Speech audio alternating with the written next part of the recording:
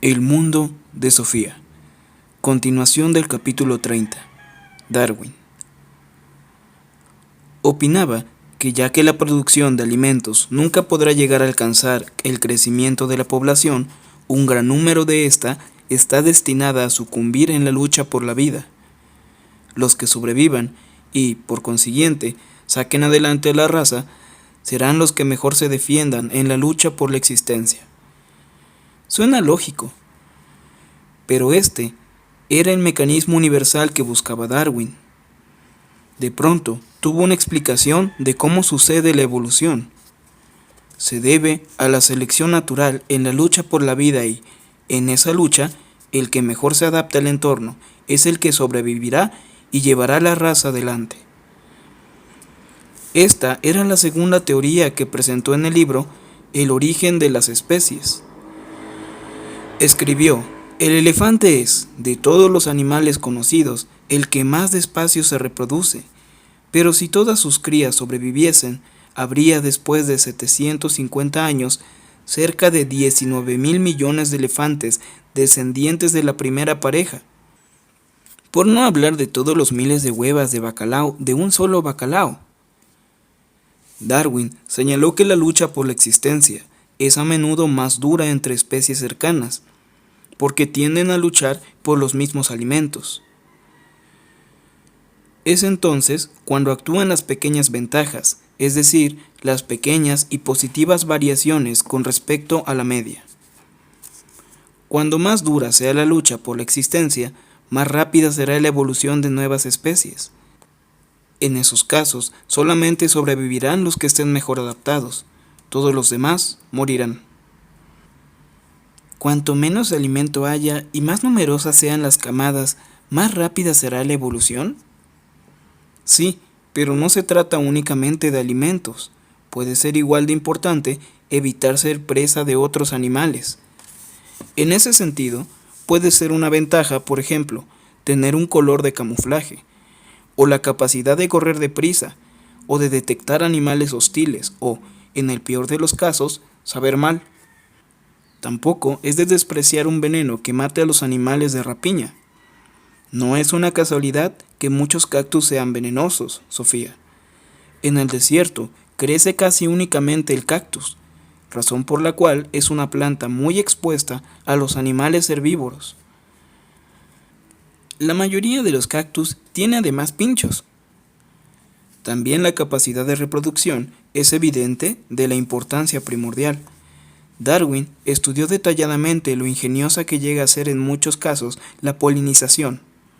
Las plantas irradian sus maravillosos colores y emiten sus dulces aromas precisamente con el fin de atraer insectos que contribuyan a la polinización.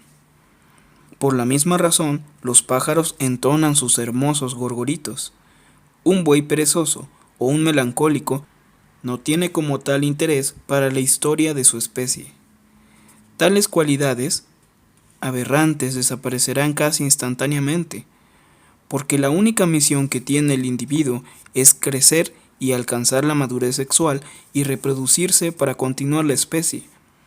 Es como una larga carrera de relevos. Aquellos que, por alguna razón, no consiguen llevar adelante sus genes serán eliminados durante la selección.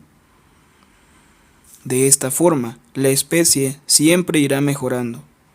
La resistencia a las enfermedades es una importante cualidad que siempre van recogiendo y conservando las variantes que sobreviven. ¿Quiere decir eso que todo mejora cada vez más?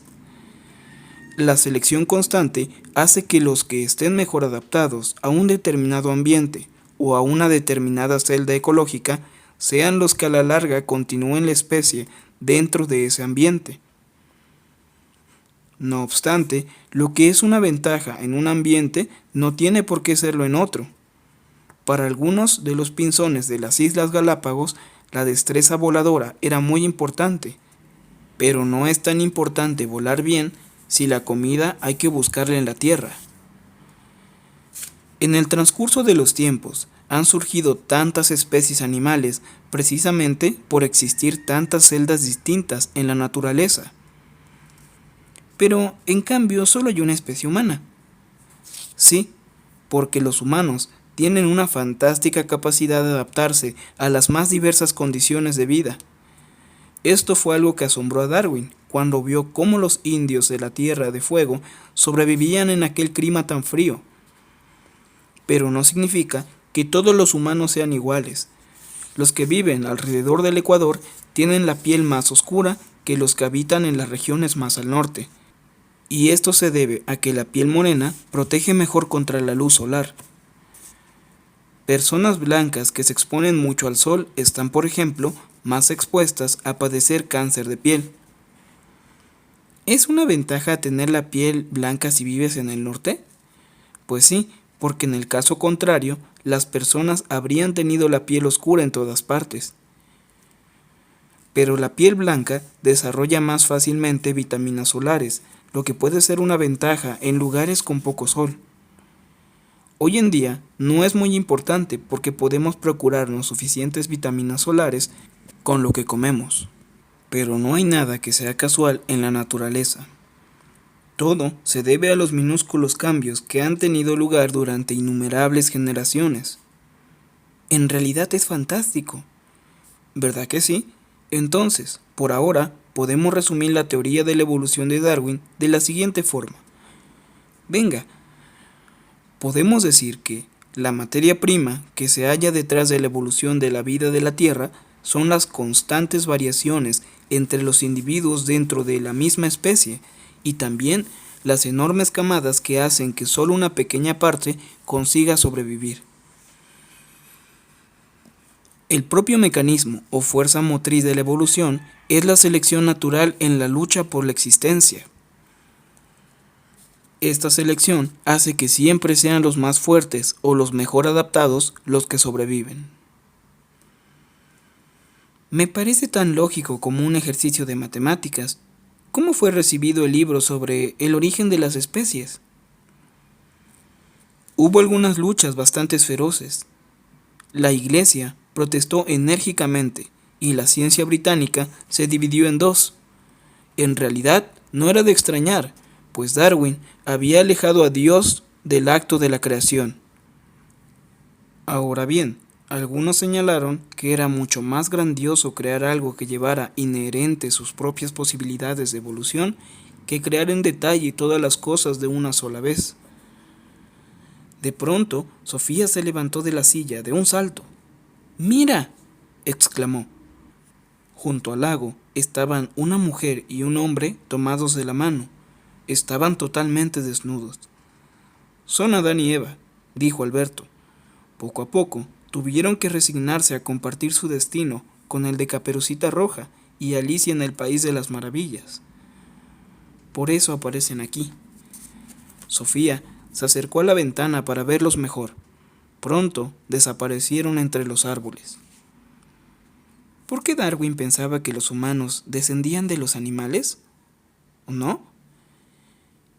En 1871 publicó el libro Descent of Man, o La descendencia humana, en la que señala todos los grandes parecidos entre humanos y animales, y que los humanos y los monos antropoideos en algún momento del pasado tienen que haberse desarrollado del mismo progenitor. Pero entonces también habían encontrado los primeros fósiles de cráneos de una clase extinta de humanos. Primero en una cantera en el Peñón de Gibraltar y unos años más tarde en Neandertal, en Alemania.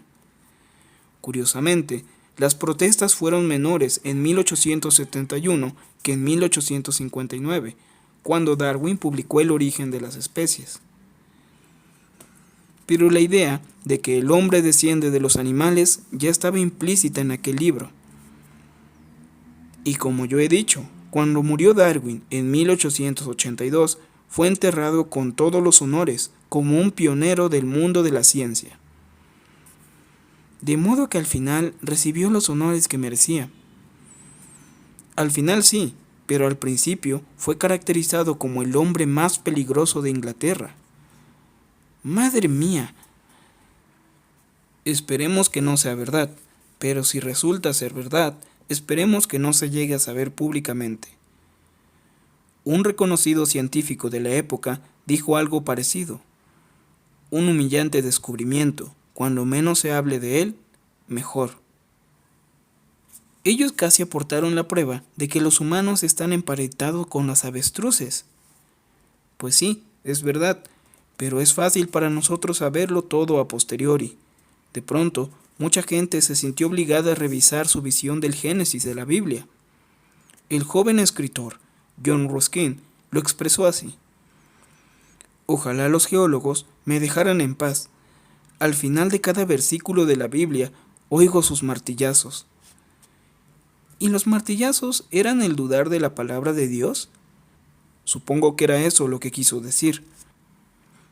Porque no solo se desmoronó la interpretación literal del Génesis, sino que la teoría de Darwin implicaba que eran variaciones completamente casuales, las que al fin y al cabo habían producido al hombre. Y más que eso, Darwin había convertido al ser humano en un producto de algo tan poco emocional como la lucha por la existencia.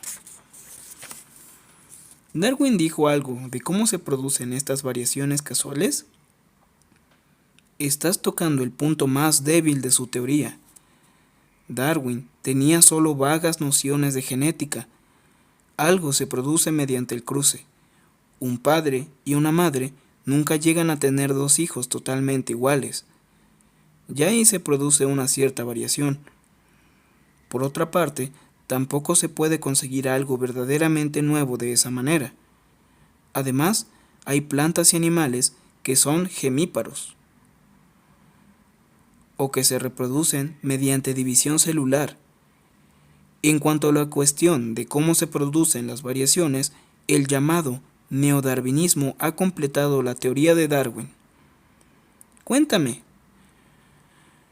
Todo lo que sea vida y reproducción se trata, en último término, de división celular. Al dividirse una célula en dos, se producen dos células idénticas con exactamente los mismos genes. Por división celular se entiende, por tanto, el que una célula se copia a sí misma. ¿Sí? Pero algunas veces ocurren minúsculos fallos en este proceso, de modo que la célula copiada no sale exactamente igual a la célula madre. A este fenómeno, la biología moderna lo llama mutación. Tales mutaciones pueden carecer totalmente de importancia, pero otras pueden conducir a cambios acentuados de las cualidades del individuo. Algunas pueden ser directamente dañinas, y esos mutantes se eliminan constantemente de las grandes camadas mediante la selección. Muchas enfermedades se deben en realidad a una mutación. Ahora bien, algunas veces una mutación también puede aportar al individuo precisamente aquella cualidad positiva que este individuo necesita para defenderse mejor en la lucha por la existencia. Por ejemplo, ¿un cuello más largo? La explicación de Lamarck sobre el cuello de largo de la jirafa era que las jirafas se habían estirado, pero según el darwinismo, ninguna cualidad de ese tipo es hereditaria. Darwin pensó que era una variación natural de la longitud del cuello del progenitor de la jirafa. El neodarwinismo completa este punto, señalando una clara causa de que se produzcan estas variaciones. ¿Eran las mutaciones? Sí, cambios completamente accidentales en los genes proporcionan a algunos de los antepasados de las jirafas un cuello un poco más largo que la media. Cuando había escasez de alimentos, podía resultar muy importante. El que llegaba más alto en los árboles tenía las mayores posibilidades de sobrevivir. Podemos además imaginarnos que en algunas jirafas primitivas hubiera desarrollado la capacidad de hurgar en la tierra para encontrar comida.